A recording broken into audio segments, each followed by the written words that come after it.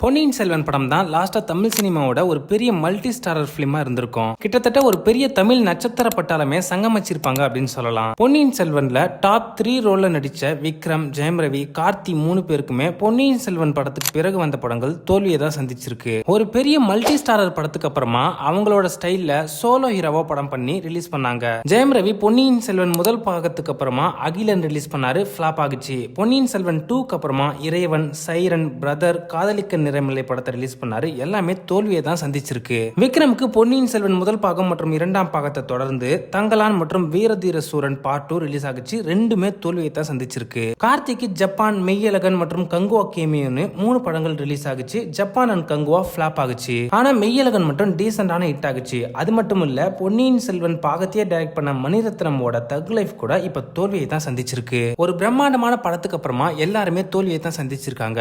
இன்னொரு விஷயம் என்னன்னா, மணிரத்னமோட கெரியர்லயே ஃபர்ஸ்ட் 100 கோடி கிளப்னா அது பொன்னியின் செல்வன் சீரிஸ் தான். அது கூட கல்கியோட புக் படிச்சவங்க விஷுவலா எப்படி இருக்கும்னு எக்ஸ்பீரியன்ஸ் பண்றதுக்காக பார்த்தாங்க. அதனால தான் பொன்னியின் செல்வனே ஓடிச்சுன்னு கூட சொல்லப்படுது.